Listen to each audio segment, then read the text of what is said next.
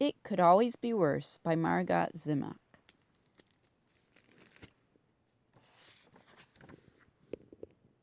It could always be worse.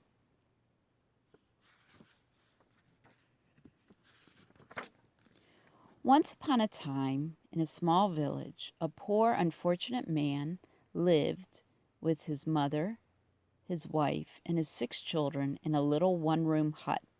Because they were so crowded, the man and his wife often argued. The children were noisy and they fought. In winter, when the nights were long and the days were cold, life was especially hard. The hut was full of crying and quarreling. One day, when the poor unfortunate man couldn't stand it anymore, he ran to the rabbi for advice.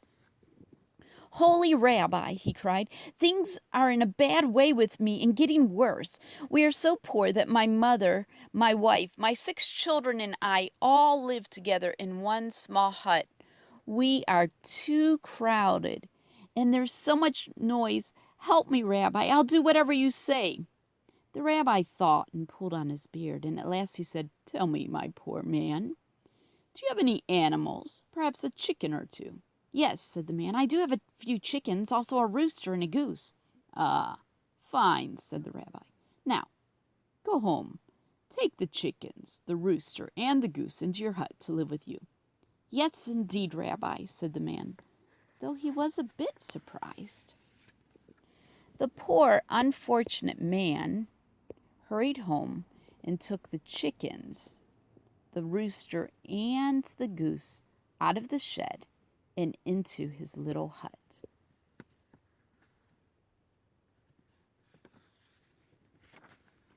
Now, some days or a week had gone by, and life in the hut was worse than before.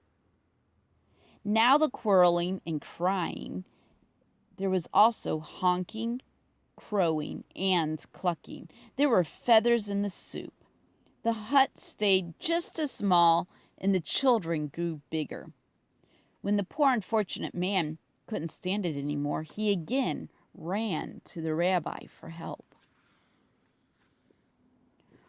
"Holy Rabbi," he cried, "what a misfortune has befallen me! Now with the crying and the quarreling and the honking, clucking and crowing, there are feathers in the soup. Rabbi, it couldn't be worse. Help me, please." The rabbi listened and thought, and at last he said, "Tell me, do you happen to have a goat?" "Oh, yes, I do have an old goat, but he's not worth much." "Excellent," said the rabbi. "Now, go home and take the old goat into your hut to live with you." "Ah, no! Do you really mean it, Rabbi?" cried the man. Come, come, my good man, and do as I say at once," said the rabbi. So the poor, unfortunate man tramped back home with his head hanging down and took the goat into his hut.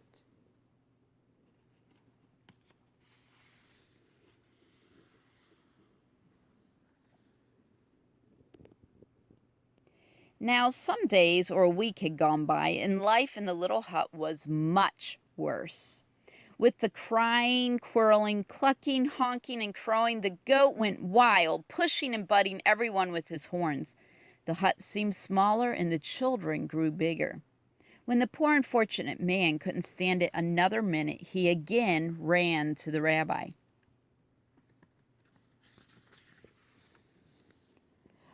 "Holy Rabbi, help me," he screamed. "Now the goat is running wild. My life is a nightmare." The rabbi listened and thought, and at last he said, "Tell me, my poor man, is it possible that you have a goat? Young or old, it doesn't matter." "Yes, Rabbi, it's true. I have a cow." "Go home then," said the rabbi, "and take the cow into your hut." "Oh, no, surely not, Rabbi," cried the man. "Do it at once," said the rabbi. The poor unfortunate man trudged home with a heavy heart and took the cow into his home. "Is the rabbi crazy?" he thought.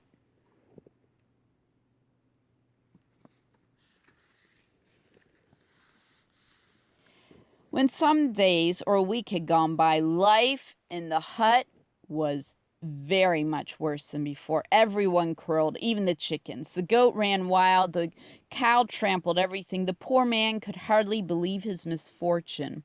When at last he could stand it no longer, he ran to the rabbi for help. "Holy Rabbi," he shrieked, "help me, save me. The end of the world is coming. The cow is trampling everything. There is no room even to breathe. It's worse than a nightmare."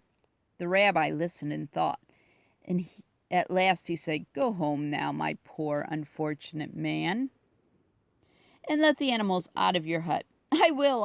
I'll do it right away," said the man.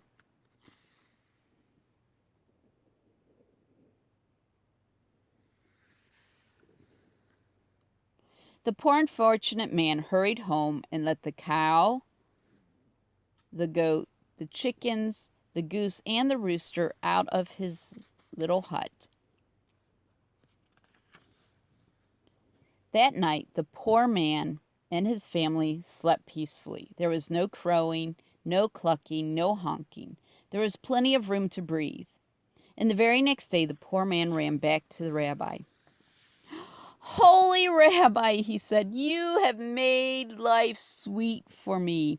With just my little family in the hut, it's so quiet, so roomy, so peaceful. What a pleasure." The end. So remember, when you feel like grumbling about things, life could always be worse. So be content with what you have.